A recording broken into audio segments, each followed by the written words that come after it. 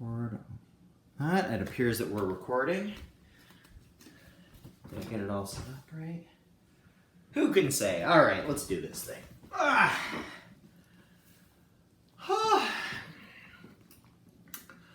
Well, let's start by taking a moment. You can tell I need to take a moment. And if I need to, I'm sure I'm not alone. So let's actually just roll our shoulders.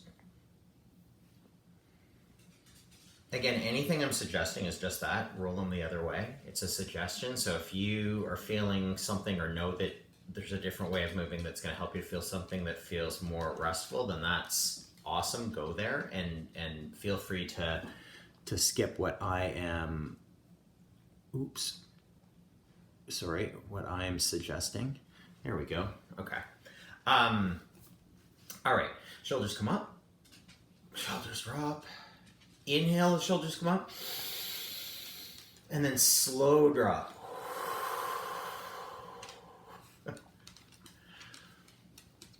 I swear that the animals know. They can smell tension. Thank you, Chloe. I'll be fine. Okay. And just let your attention come to settle in your body. Allow your awareness to follow it. Okay. And just to begin, let's just let everything go. I'm gonna have to even let you go, buddy. I'm sorry. Let your day go. And I'll give you a little setup here, and then we'll begin sit proper. So we're sitting with the fourth aggregate today. Again, sitting by theme is always optional. I've just used it as a kind of an interesting way of organizing our practice. And, you know, if I haven't, and I don't know that I've actually explained it in the kind of grander scheme, but the idea of the 5 aggregates is to dial into, you know, in the Buddhist framework, it's basically all experiences that we can know, that we can experience. All experiences we can experience, like anything that you can actually perceive or experience in this lifetime are thought to be one of these, you know, the forms, the feelings, the perceptions, which is our previous 3 weeks. And then this week we move into mental formations. Mental formations. And so if you caught the email that I send out, you know, I was saying this is kind of like thoughts, but it's more about, it's less about the kind of like, and considering things, you know, analyzing or debating. It's more about reacting to stimuli, how a sort of mental picture or framework for the various stimuli that are coming in, whether that's something in our body, whether that's something in our external environment, how that lands, and how that actually takes shape both in our awareness, like we think, oh, this has happened, and then the reaction or the action that can happen as a result. And again, as I alluded to, why do I have to allude before? As I'm alluding to right now, the reason that we practice this, I think, or one really good reason, if you need one, is that like anything else, if we practice something, we get better at it, and it may take some time, it may take a lot of time, and that's okay. There are going to be days where, and in fact, you know, practice isn't a linear thing where we're just like continually improving. You know, it's more like, well, for me, it's like, and like all over the place. But actually, more seriously, you know, there are going to be, you know, times where it seems like, wow, I've really got this thing. I've got this thing called meditation, or I've got this thing called life. Got it by the tail. And then there are other times where it feels quite the reverse. And all of that is okay. So when we're practicing with these mental formations and with our own non-reactivity, one useful way to go about that is to practice in these sort of more controlled conditions, because obviously you find yourself out in the world, in traffic, dealing with other humans, emails, buzzing cell phones that are telling you to pay attention, any of these sorts of things. Often the reaction, at least in my experience, the reactivity can precede even thinking about it. Like the mental formation is there, but we're maybe not even aware of it. We're already charging, right, to deal. And genuinely here, slower is better, more deliberate is better. So what we're going to practice today is a practice in exactly that, in non-reactivity. So there are a couple of ways that you can, well, there are many, many, many ways we could do this, but I'm going to actually suggest open monitoring today, which is to say that you're going to open up your experience or your awareness to experience, and we'll start really small. We'll start with the breath and kind of move out from there. That's not a big, long on-ramp. That'll just take us a few minutes. And then from there, you can just really do nothing, okay? Just wait for whatever comes up to come up on its own. And the practice itself is first noticing what comes up, not forcing it, not reaching out for it, just letting it happen. And if nothing happens, that's totally okay, all right? So we're not trying to provoke anything. Like really the meditation, in fact, not just this meditation, but all meditation, it's about doing less. We're not trying to add anything, we're trying to subtract, if anything, okay? One thing I will just throw out here at the very beginning, although I think it could be an interesting practice to have nothing at all come up and just relax, but if you were feeling it, but the point today was to like notice how what mental formations happen if I'm, exposed to, say a disturbance in my environment, or a particular, thought comes up, that something that was maybe eaten away at you early in the day and it just kind of pops back in there, elbows its way into your awareness. There you've got something directly that you can practice with, right? But if nothing's coming up and you actually want to practice, be still. Be as still as a statue, okay? And I think that most of you know I'm not a big one on insisting on, physical stillness, but our bodies have a way of kind of clapping back to being held in stillness, particularly if we're movers. So I would just encourage that. If nothing's coming up, doing nothing can mean not moving either, okay? And I'll drop the odd, we're just gonna sit for 20 minutes. Okay, so I've got 4:45 on my clock. Preamble done. Any questions before we jump in? All right, let's jump in. So eyes can be certainly open or they can be closed. And bring your awareness, your attention, I should say, to a focal point. Whatever works for you, a focal point in your breath.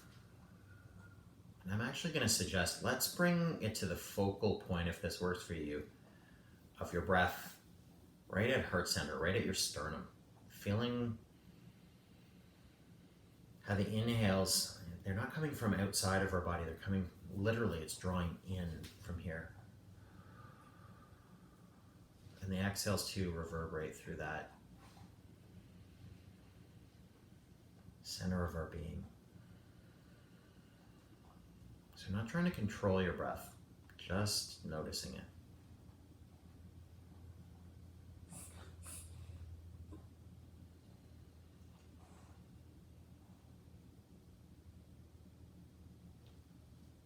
So let's make this a whole body breath. And what I don't mean there is the idea that you're actually physically breathing with your toes or with your eyelids or anything out at the extremities. But certainly we can feel our breath expand and contract within our body, and as our body assists and is moved by that. So first notice the breath, and if it's very small, let it get bigger. Each inhale, almost like a bellows, a little bit bigger on the next inhale, and then quiets. bit bigger on the next inhale. And then quiets. And almost like the idea that the breath is reaching out further and further away from that center of your body and out toward not just the extremities, but like the skin you're in, filling up all of your internal landscape.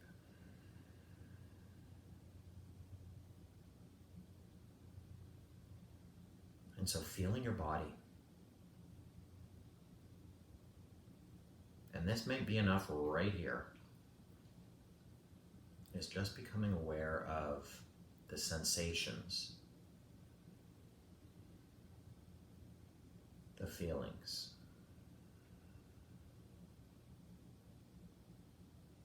And certainly you can stay here, or you can expand your awareness out into the room, out into the world.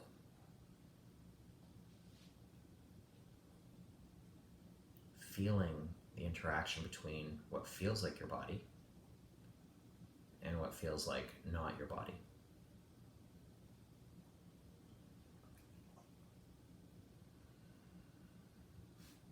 And nothing is off limits.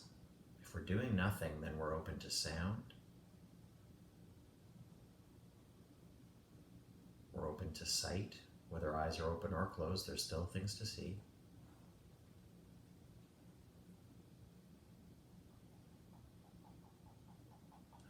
Trying to wipe the slate clean. No tabula rasa, okay? No blank or empty mind. Instead, just let it be. Let it all be with itself and with you and just all of it together.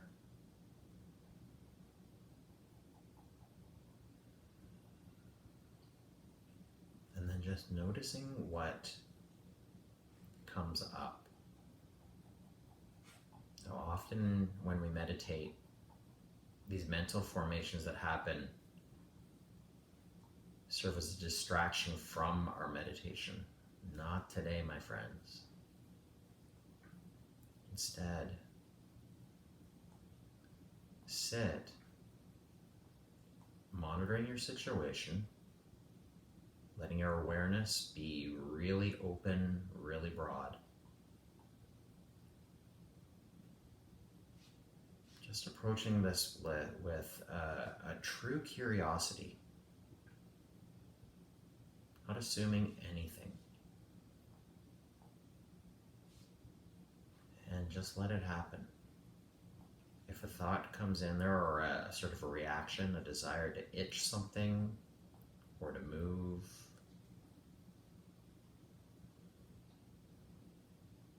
or to in some way change your situation or react to what's happening or what isn't happening, as the case may be.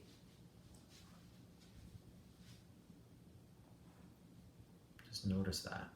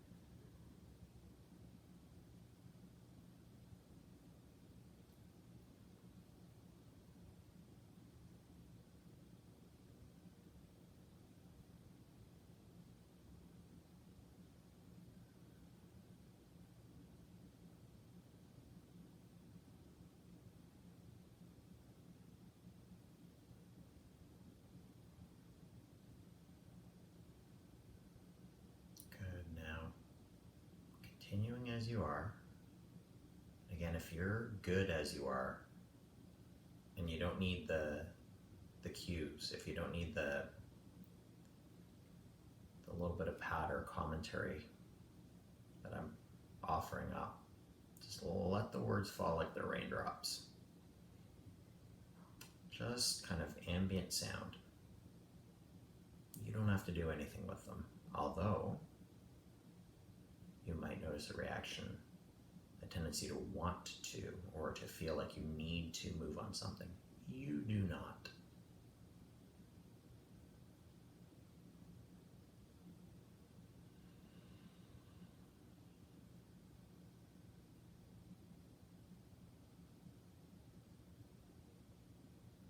You also do not need to engage in any self-flagellation, any judgment about the mental formations that are likely popping in there, or about the associated feeling of wanting to deal, wanting to take action based on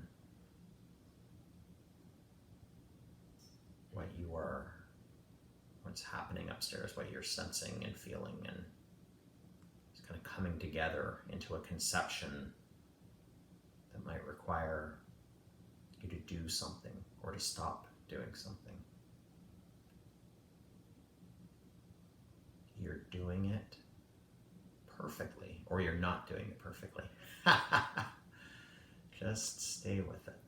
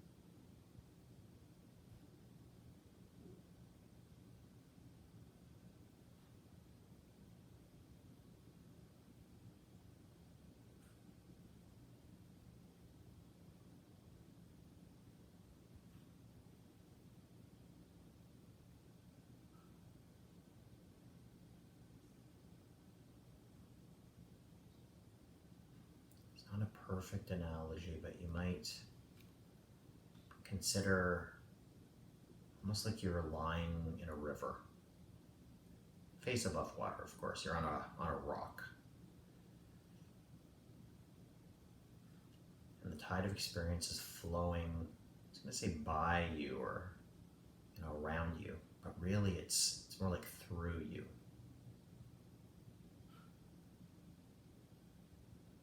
So certainly if there's something that is causing pain or feels like a real emergency, like this is not something I want to just practice with, then obviously attend to it,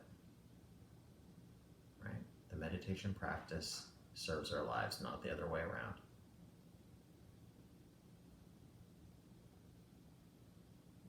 But short of that, consider that river that's flowing by, flowing through, it's going to be temporary. It's going to churn, it's going to move, but none of it is permanent.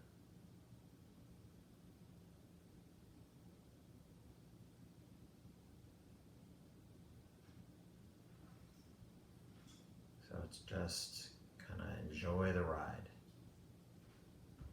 Go with the flow. And then notice the tendency towards self-identification. Seeing ourselves as being somehow separate from the flow of experience. we can control the river. Yeah.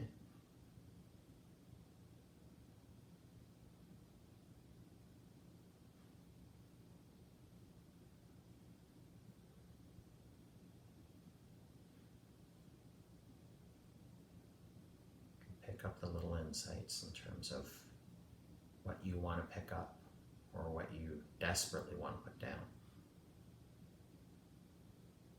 So stay with that.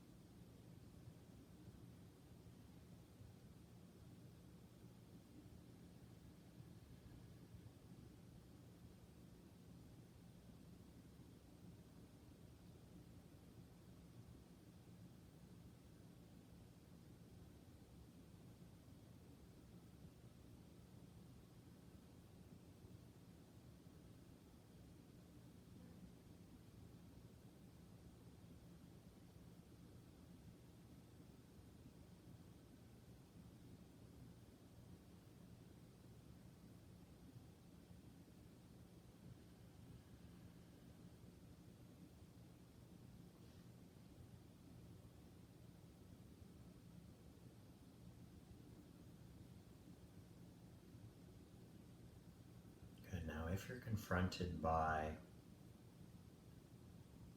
an intense, or not so intense, but let's go with intense because it can feel that way when everything else is kind of dropped away and you're just here, left with direct experience. It can feel quite urgent to attend to the smallest little things.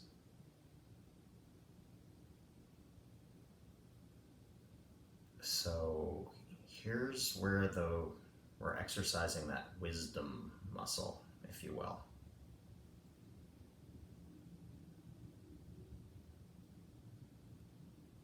We're getting a sneak peek, sort of behind the mental curtain.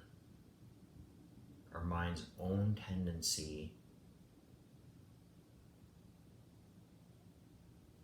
to form frameworks to describe our experience, to understand it,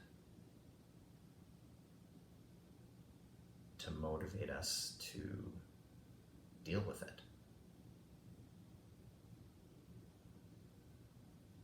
And again, the same way we don't need to beat up on ourselves for falling down or forgetting or becoming distracted.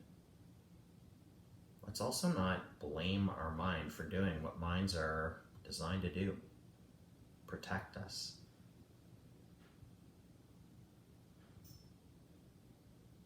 Get a sense of the world in which we live. What we're doing here is giving our minds, our brains, an assist. It's almost like you're holding it back just for a nanosecond, just an instant, and that's all it might take. What happens if you don't jump to it?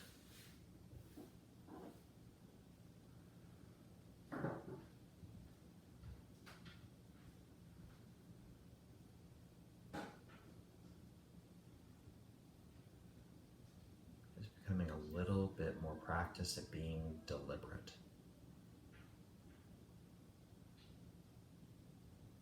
And becoming a little bit more keenly aware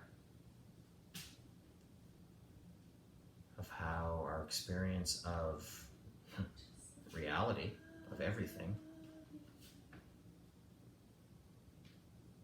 comes through this filter, or filters really.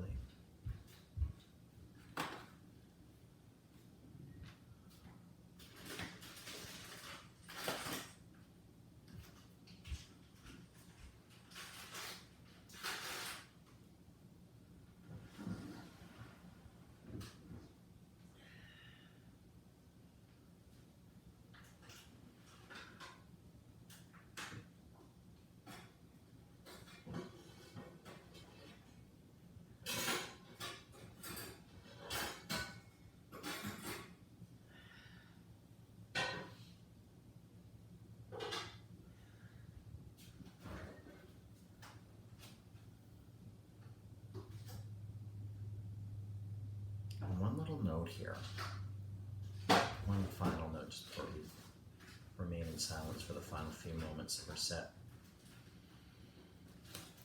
If you notice the tendency to be jumping the queue, as it were, like that you skip the mental formation and get right into feeling, like, ugh, this feels icky, or this feels pleasant, or this feels, I must do this, I want more of this, I want lots of that.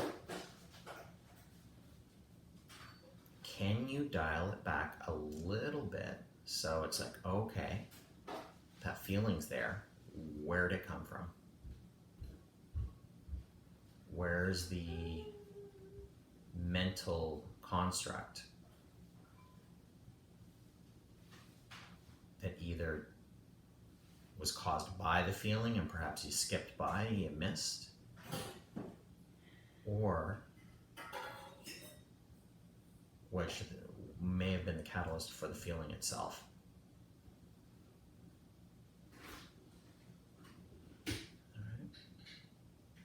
And again, just staying really broad, really open and aware.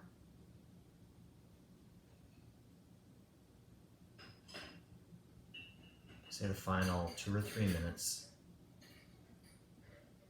with me getting out of the way. And I encourage you to do the same. Just let whatever happens happen. And notice how you deal.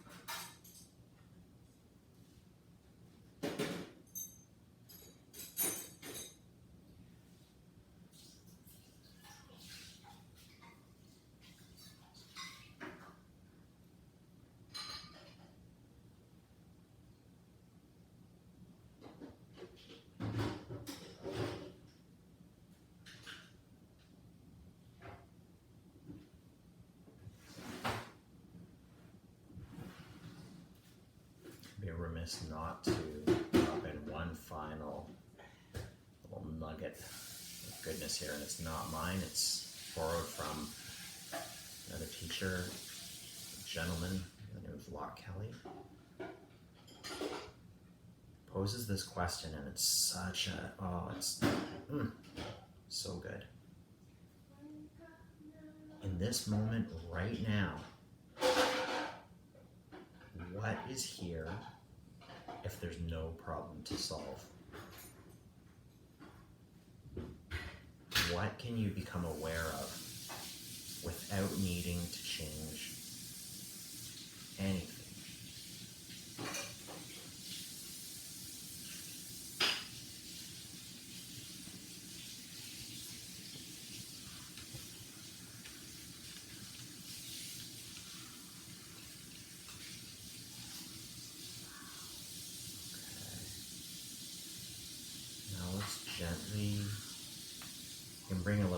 back in, maybe adjust, maybe deal with your fallen asleep limbs, in my case.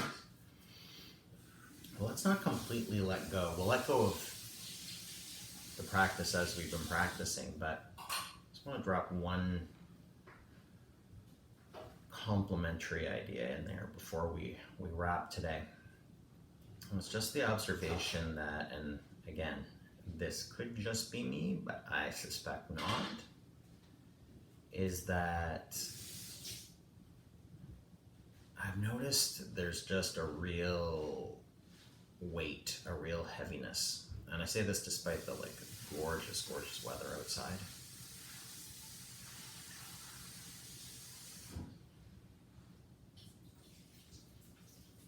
You may be aware, I certainly have become keenly aware of how much suffering there is, how much people are dealing with.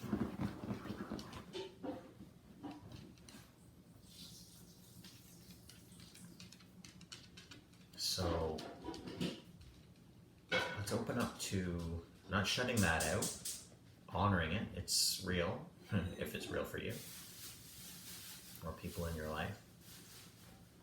But just opening your heart to it. That can sound hokey or a bit cliched, but there's something there. Just opening up to feeling and compassion. Compassion for yourself, for your own suffering. Compassion for those close to you, for the weight that they're carrying.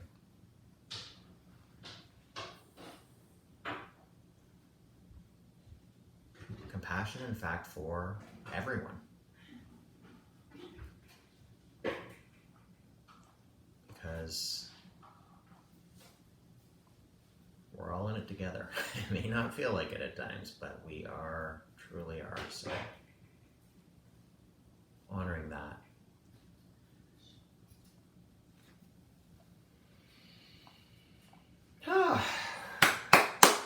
Okay, and letting it go. I brought the timer and then I closed my eyes and I realized partway through that I was going to have to actually do something, which would be to peak from time to time, but I still went a little bit past 20 minutes, but not too incredibly so. So how'd that land? Any questions, any comments from the room? And again, just like in the preamble, not required. You can just let it be what it was. And certainly sometimes the practice itself is like what we're doing, I think, is like planting a seed. Like this might be the kind of thing that, someone says something or if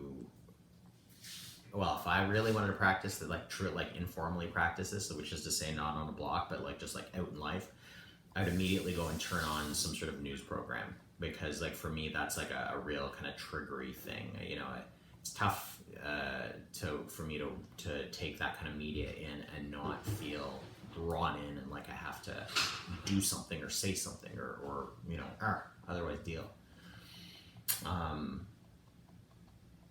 So that momentary pause, that I don't need to do anything, and just letting it drop in, it might help you, whether it's that or it's a conversation or something else.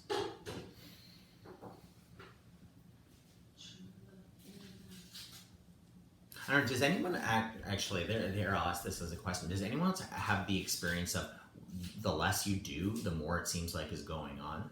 I know I do.